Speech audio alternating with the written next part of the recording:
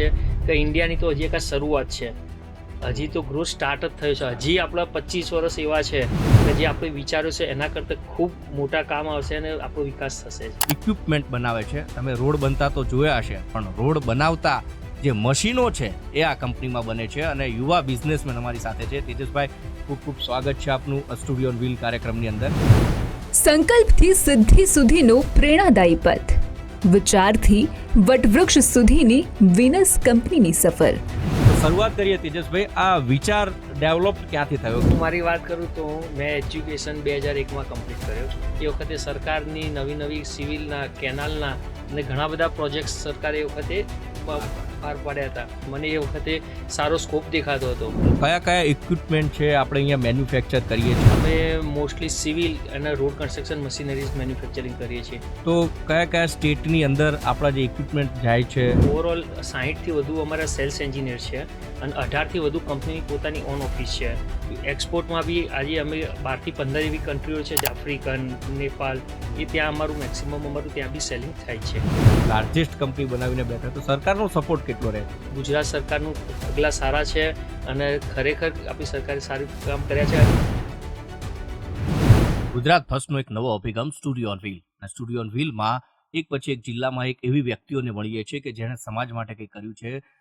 સમાજ સાથે સાથે સ્ટેટનો વિકાસ થાય એમાં એ ફાળો આપી શકે, દેશનો વિકાસ થાય એમાં એ ફાળો આપી શકે. મહેસાણામાં એક એવી જ કંપની કે જે લાર્જેસ્ટ કંપની ઓફ ઇન્ડિયામાં જેમનું નામ આવે છે, વિનસ કંપની છે કે જે ઇક્વિપમેન્ટ બનાવે છે. તમે રોડ બનતા તો જોયા હશે, પણ રોડ બનાવતા જે મશીનો છે એ આ કંપનીમાં બને છે. અને યુવા બિઝનેસમેન અમારી સાથે છે. તેજસભાઈ, ખૂબ ખૂબ સ્વાગત છે આપનું સ્ટુડિયો ઓન વ્હીલ કાર્યક્રમની અંદર. તો શરૂઆત કરીએ તેજસભાઈ, આ વિચાર ડેવલપ ક્યાંથી થયો કે રોડ બને છે તો રોડ બનાવવાના મશીન આપણે બનાવવા છે? આવો વિચાર ક્યારથી આવ્યો? હું મારી વાત કરું તો મેં એજ્યુકેશન 2001માં કમ્પ્લીટ કર્યો. એના પહેલાં ફાધર ઓલરેડી એન્જિનિયરિંગ મશીનરી બિઝનેસમાં જોડાયેલા જ હતા અને એમનું કામ ગવર્મેન્ટ સ્કેફોલ્ડિંગ સપ્લાયનું ફેબ્રિકેશન વર્ક હતું. પણ 2001માં મેં એમને જોઈન કર્યા. પછી આ સિવિલ લાઇનમાં ગ્રોથ સારો હતો.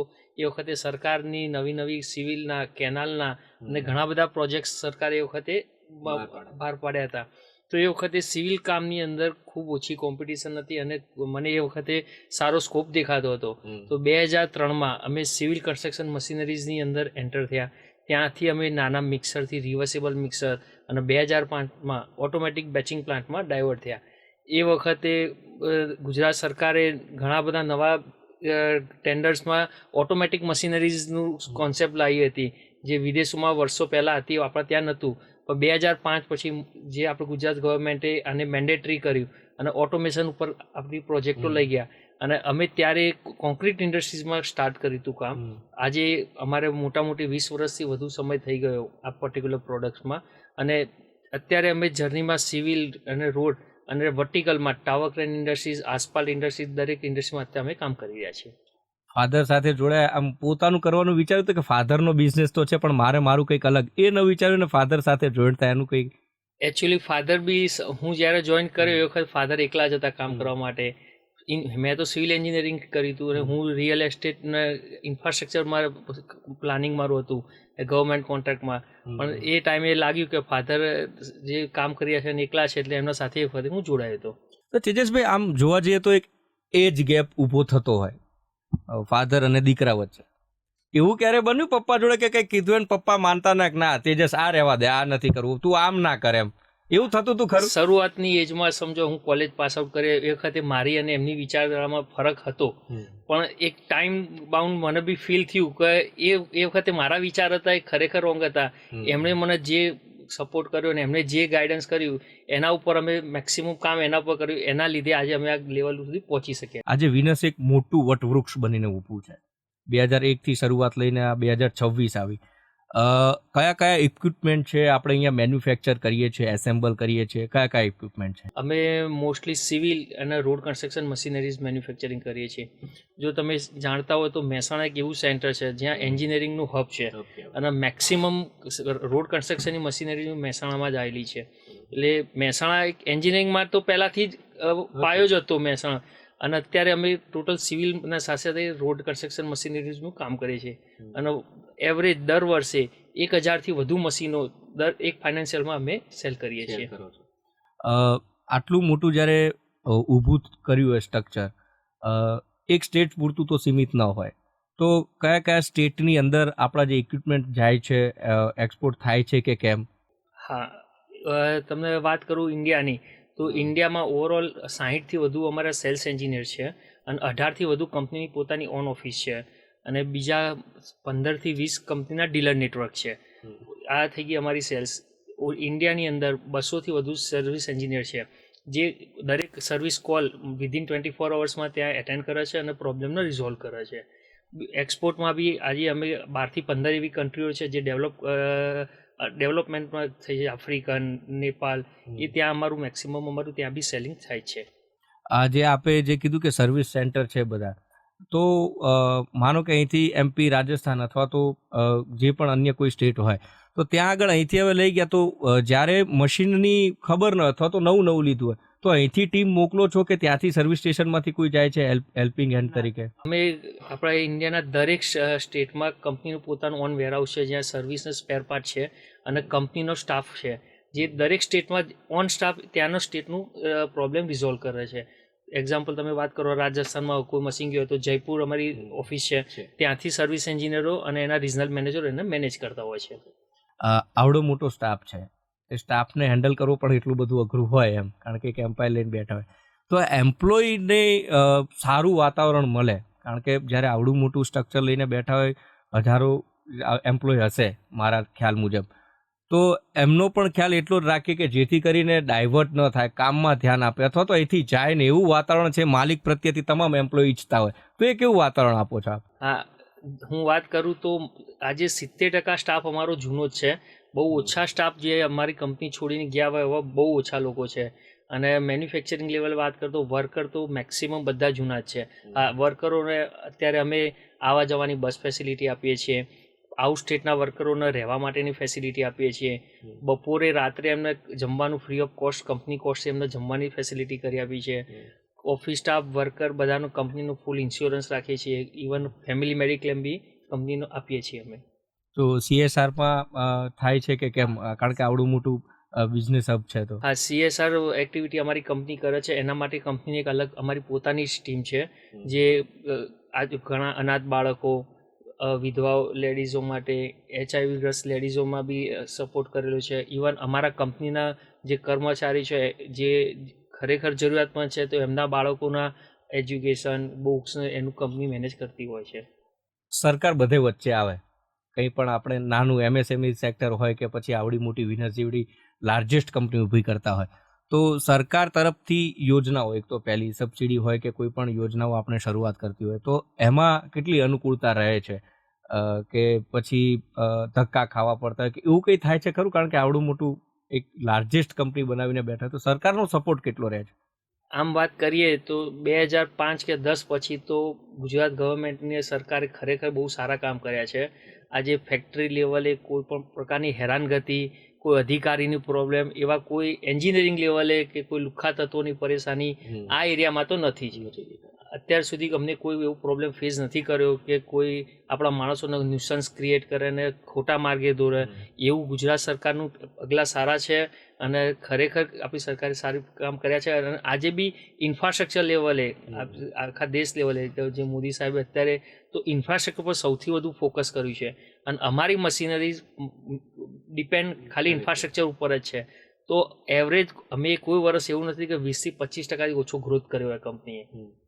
મહેસાણામાં જોવા જઈએ તો આમ બધાને એમ કે ઉત્તર ગુજરાતનું નાનું એવું સેન્ટર, પણ એ સેન્ટરમાંથી આમ આખા વર્લ્ડ વાઇડ થવા માટે 2 થી 3 કંપનીઓમાં એક્સપોર્ટ પણ આપણે કેટલાક ઇક્વિપમેન્ટ કરીએ છીએ, એનો ગૌરવ કેટલો થાય એક મેહોણી તરીકે? હા, ખરેખર મહેસાણામાં જન્મ લીધો એક ખરેખર ગર્વની જ વાત છે. અને આજે ક્યાંય બી જઈએ તો આપણે સમજો મહેસાણા આવીએ ત્યારે એક આપણને શાંતિનું ફીલ થાય છે. હું પોતે એક બાળકોના મારા એજ્યુકેશન માટે અમદાવાદ શિફ્ટ થયો હતો, પણ એક વીકથી વધુ ત્યાં રહી નહોતો શક્યો અને હું રિટર્ન ફરીથી મહેસાણા શિફ્ટ થઈ ગયો હતો. સરકારનું આ વાતાવરણ છે, તો એઝ અ બિઝનેસમેન ડેવલપમેન્ટને કેવી રીતે જુઓ છો બિઝનેસ સેક્ટરની અંદર, અને ડેવલપમેન્ટ હજી કેટલું જરૂરી છે કે જો એ GDPને આપણે ગ્રોથ કરવી હશે તો સરકારનો પણ સપોર્ટ એટલો જોશે અને સાથે ગ્રોથ પણ એટલો જોશે? આપણે ગ્રોથની વાત કરીએ તો હજી તો હું ઘણી બધી કન્ટ્રીઓ ફર્યો છું, એ પ્રમાણે તો બધી કન્ટ્રીઓના ઓપિનિયન પ્રમાણે એ લોકોના જે મેન્યુફેક્ચરિંગ જોડે વાત કરે એ લોકો એવું કહે છે કે ઇન્ડિયાની તો હજી એક આ શરૂઆત છે, હજી તો ગ્રોથ સ્ટાર્ટ જ થયો છે, હજી આપણા 25 વર્ષ એવા છે કે જે આપણે વિચાર્યું છે એના કરતાં ખૂબ મોટા કામ આવશે અને આપણો વિકાસ થશે. આગળ વિનસ સાથે તેજસભાઈનો ગોલ શું છે? બિઝનેસ એક્સપાન્ડ કરવો છે, સામાજિક રીતે આગળ વધવું છે, ઈચ્છા થાય કે પછી રાજકીય રીતે આગળ વધવું છે? ગોલ શું છે કંપનીનો ગોલ અને સાથે તેજસભાઈ? કંપનીનો ગોલ તો એ જ છે કે આપણે સૌથી તો આપણા જે બી ક્લાયન્ટો આપણા પર ટ્રસ્ટ કર્યો એનો ટ્રસ્ટ તૂટે ના, ક્વોલિટી પ્રોડક્ટ એમને આપી શકીએ, ઇવન એની ટાઈમ એ લોકોના સર્વિસ કોલ ટાઈમલી એને મેનેજ કરી શકીએ, એ સૌથી ફર્સ્ટ ગોલ છે. બીજો, જે કર્મચારીઓ આપણી કંપનીમાં પરસેવો પાડી રહ્યા છે એમના સાથે કોઈ અન્યાય ના થાય અને એ લોકોનું જીવન ધોરણ બી આપણે જે આગળ આવ્યા એ રીતે એ લોકો બી આગળ આવે એવી ફોકસ છે. બીજું કોઈ પોલિટિક્સ બાજુ કોઈ દિવસ કોઈ વિચાર્યું બી લમણું વાળ્યું નથી ના. બરાબર. એટલે બીજું એક એવી પણ વાત થાય કે જો લોકલ સેન્ટર ઉપર જ આવા બિઝનેસ ઊભા થાય તો માઇગ્રેશન ઓછું થઈ જાય એવું માનવું છે તમારું? કારણ કે એક જિલ્લો છોડીને બીજી જગ્યાએ અથવા તો બહાર જવાની જરૂર ન પડે. સાચી વાત છે. જો આપણે ધારો કે આજે અહીંયા મારી ફેક્ટરી છે તો એમાં 70 થી 80% તો લોકલ આજુબાજુના ગામના માણસો જ કામ કરીએ છે. એવું દરેક ગામડાઓમાં દરેક તાલુકામાં જો રીતે ફેક્ટરીઓ થાય તો આપણા આજુબાજુના ગામડાના માણસોને ક્યાંય રોજગારી માટે ક્યાંય બહાર કે બીજા જિલ્લાઓમાં કે બીજા સ્ટેટમાં જવાની જરૂર ના પડે. તો 100% જો વધુમાં વધુ ઇન્ફ્રાસ્ટ્રક્ચર થશે, મશીનરીઝ મેન્યુફેક્ચરિંગ કંપનીઓ આવશે તો એનો ફાયદો આજુબાજુના ગામડાને બી મળવાનો જ છે.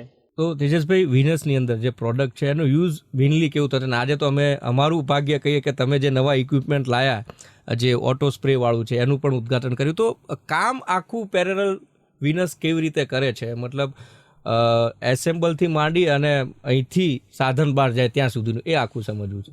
હા, તો એક મેન્યુફેક્ચરિંગ પ્રોસેસમાં વાત કરીએ તો અમારું રો મટીરિયલ પ્રોક્યુરમેન્ટથી માંડીને cutting, fabrication, laser cutting, bending અને લાસ્ટમાં ફેબ્રિકેશન, પછી શોર્ટ બ્લાસ્ટિંગ, પેન્ટિંગ થઈને મટીરિયલ ડિસ્પેચ સુધીની પ્રોસેસ હોય છે, જે એવરેજ પર મશીન બનવા માટે 12 થી 15 દિવસની પ્રોડક્શન સાયકલ હોય છે. 2 મશીન અમે એવા જોયા, અમને આપના જે મેમ છે એમણે કહ્યું કે માત્ર વિનસ પાસે જ છે. એક તો બોરિંગ મશીન છે એ, અને બીજું આજે તમે જે ઓપનિંગ કર્યું એ મેઇનલી શું કામ કરતા હોય છે? અને બીજી જે કંપનીઓ છે એને એ મશીન નથી તો પછી કેટલો ખર્ચ વેઠવો પડે અથવા તો બહારથી કરાવવું પડે. તો બીજી કોઈ કંપનીઓ આપની પાસે આવે છે ખરી કે અમને બોરિંગ કરી આપો કે સ્પ્રે કરી આપો એવું? ના, એકચ્યુઅલી વાત કરું તો અમારી પોતાની જ કંપનીનું ઇન હાઉસ એટલું બધું કામો છે એટલે બીજાનું તો અમે કામ કરી શકીએ એવી પોઝિશન હોતી નથી. પણ અત્યારે અમે મેક્સિમમ ઓટોમેશન અને નવી ટેકનોલોજીનું મશીનરી ઉપર જ ફોકસ કરી રહ્યા છે કે જેનાથી સારી ક્વોલિટીના મશીન બની શકે કે જેમાં એરર જે કમી હોય એ ઓછી જણાય. તો એમાં એમ્પ્લોયની સુરક્ષાની પણ વાત આવે તો એ મેજરમેન્ટ, કારણ કે ગવર્મેન્ટનો પણ રૂલ છે, કોઈ પણ મેન્યુફેક્ચરિંગ હબ હોય તો સુરક્ષાને પ્રાથમિકતા આપવામાં આવે છે, તો એ પણ નોર્મ્સ અહીંયા વ્યવસ્થિત રીતે પાળવામાં આવે છે. હા, અમે માણસોની સેફટી ઉપર સૌથી વધુ ધ્યાન આપીએ છીએ. એના લીધે અત્યારે અમે શિફ્ટ વાઇઝ જ કામ કરીએ છીએ. મોર્નિંગ અને ઇવનિંગ 2 શિફ્ટ છે અને એક રેગ્યુલર શિફ્ટ. તો કોઈ બી માણસને 8 કલાકથી વધુ વર્કિંગ અવર્સ નથી કરાવતા કે જરૂર મેક્સિમમ જરૂર ના હોય ત્યાં સુધી એનો ઓવર ટાઈમ નથી કરાવતા. એના માટે કે એ લોકોની સેફટી, બીજું કામ કરતી વખતે એ લોકોને ઇક્વિપમેન્ટ, સેફટીના હેલ્મેટ, યુનિફોર્મ, શૂઝ કમ્પલસરી કરી નાખ્યું ત્યાં, કામ કે એના વગર એને ફ્લોર પર એન્ટ્રી જ નથી. મહેસાણાને રોડ ઇક્વિપમેન્ટ માટેનું હબ કહેવામાં આવે છે, એનું રીઝન શું? સપોર્ટ વહીવટ કરતા હોય એટલે કે જે સરકારમાં બેઠેલા જે લોકો છે, અધિકારીઓ વહીવટો કરતા હોય, એમનો સપોર્ટ વધારે મળી રહ્યો છે કે પછી અહીંયા લોખંડ મળે છે અને જેમ મોરબીની અંદર સિરામિક હબ છે એમ અહીંયા લોખંડનો હબ છે એના લીધે? હા, મહેસાણામાં તમે વાત કરો તો છેલ્લા હું જ્યારથી મારી સમજ શક્તિ થઈ એના પહેલાંથી, મતલબ મારા દાદા ટાઈમથી આ સ્ટીલનો બિઝનેસ કરતા હતા. એ વખતે બી મહેસાણા બહુ સ્ટીલનું લોખંડ બજારનું માલ ગોડાઉન જે છે એક હબ હતું અને ત્યારથી મહેસાણા લોખંડ બજાર માટે ફેમસ હતું. અને એ જ લોખંડમાંથી મેન્યુફેક્ચરિંગ કંપનીઓ સ્ટાર્ટ થઈ અને મહેસાણાના જે બી મેન્યુફેક્ચર છે બધા લોકો એટલો મહેનતુ છે કે એ લોકો બહુ ઝડપી એન્જિનિયરિંગમાં ડાયવર્ટ થયા અને એને ટેકનોલોજી અપગ્રેડ કરી. આજે હું છું એવી ઘણી બધી જીઆઈડીસીની અંદર બી કંપનીઓ છે જે દિવસે ને દિવસે ગ્રોથ કરી રહી છે. તો મહેસાણાના જે બી છે માણસોમાં જ કાં તો એટલી મહેનત કરવાની ક્ષમતા છે કે જે દિવસ રાત કરીને આગળ આવી રહ્યા છે. તો એન્જિનિયરિંગ લેવલે ખૂબ મહેસાણા સારું નામ થઈ ગયું છે ઓલ ઇન્ડિયા લેવલે. સ્ટાફ સાથે વાત કરતા હતા આપણે ત્યારે ખબર એવી પડી કે ઇન્ડિયામાં બીજા નંબરે તો આવી ગયા છો તમે પેરેલલ સ્પર્ધાની અંદર. પહેલા નંબરે પહોંચવું છે તો એના માટેની તૈયારી તેજસભાઈની સાથે વિનસ કંપનીના એમ્પ્લોયની કેટલી છે? જો એકચ્યુઅલી જે અમે પ્રોડક્ટ લાઇન છે એમાં તો અમારી વર્ટિકલમાં તો ઘણી બધી પ્રોડક્ટ લાઇન છે. એમાં જે કોન્ક્રીટ બેચિંગ પ્લાન્ટમાં ઇન્ડિયામાં આજે અમે સેકન્ડ નંબર પોઝિશન પર પહોંચી ગયા છે, જે ઓન એન્ડ એવરેજ વર્ષે અમે 600થી વધુ મશીને બનાવી રહ્યા છે. બીજું, નો ડાઉટ દરેક કંપનીનો એક ગોલ હોય કે ફર્સ્ટ નંબર જવા માટેનો, તો એના માટે અમે સ્ટ્રેટેજી પ્લાન કરી રહ્યા છીએ, સર્વિસ પ્રોડક્શન લેવલે ઇન્ફ્રાસ્ટ્રક્ચર મોટું કરી રહ્યા છીએ. અને બીજો થોડો સ્ટાફનો બી એવો સપોર્ટ ને બધાની મહેનત છે. હવે જોઈએ 2-3 વર્ષમાં એ ગોલ છે કે કોન્ક્રીટ પર્ટિક્યુલર આ પ્રોડક્ટ જે અમારી બેચિંગ પ્લાન મેન પ્રોડક્ટ છે એમાં અમે ટાર્ગેટ એવું છે કે 2 થી 3 વર્ષમાં નંબર 1 પોઝિશન પર આવી જઈશું. બિલકુલ. ખૂબ ખૂબ આભાર તેજસભાઈ. એટલે મહત્ત્વની વાત છે, સરળ સ્વભાવ છે, ખૂબ મોટું એમ્પાયર લઈને બેઠા છે, પણ સરળ સ્વભાવથી બધા જ પ્રશ્નોના ખૂબ સારા જવાબ આપ્યા છે. પણ આ બધાની વચ્ચે ગોલની વાત તો થઈ, બધાને ઈચ્છા હોય જ કે પહેલા નંબરે પહોંચવું છે, પણ પહેલા નંબરની સાથે સ્થાનિક લોકોને રોજગારી મળે, પ્રાથમિકતા એમની જ છે. સાથે જ જે પણ અત્યારે એમનું ટર્નઓવર થતું હોય તો ગવર્મેન્ટની ગાઈડલાઇન્સ પ્રમાણે જે અમુક પર્સન્ટેજ છે સેવાકીય પ્રવૃત્તિઓમાં વાપરવાના હોય તો એ વિધવા સહાય માટે પણ આપી રહ્યા છે. HIV ગ્રસ્ત જે મહિલાઓ અથવા તો કોઈ વ્યક્તિ હોય તો તેમના માટે પણ, અનાથ બાળકો સ્કૂલમાં, એ બધી જગ્યાએ ડોનેશન પણ થઈ રહ્યું છે. અને બીજી મહત્ત્વની વાત, એમણે એમ કહ્યું કે ગોલ તો કરીશું પણ સાથે સાથે વિસ્તારનો પણ એક્સપાન્ડ થાય, એટલે કે મહેસાણા જિલ્લાની અંદર જ રોજગારી લોકોને મળી રહે, જેથી કરીને ઘણા બધા પ્રશ્નો એવા ઉદ્ભવતા હોય છે કે નાના સેન્ટર હોય તો માઇગ્રેશન વધતું જાય છે અને અટકવામાં પણ એટલી જ મદદ મળે. આ એક વિઝન છે એ યુવા બિઝનેસમેન તેજસભાઈનું. અપેક્ષા રાખે કે 3 વર્ષની વાત કરે છે, પરંતુ 2 વર્ષમાં એ ફર્સ્ટ નંબરમાં પહોંચે તો આપણા ગુજરાતનું પણ ગૌરવ એટલું વધવાનું છે. નમસ્કાર.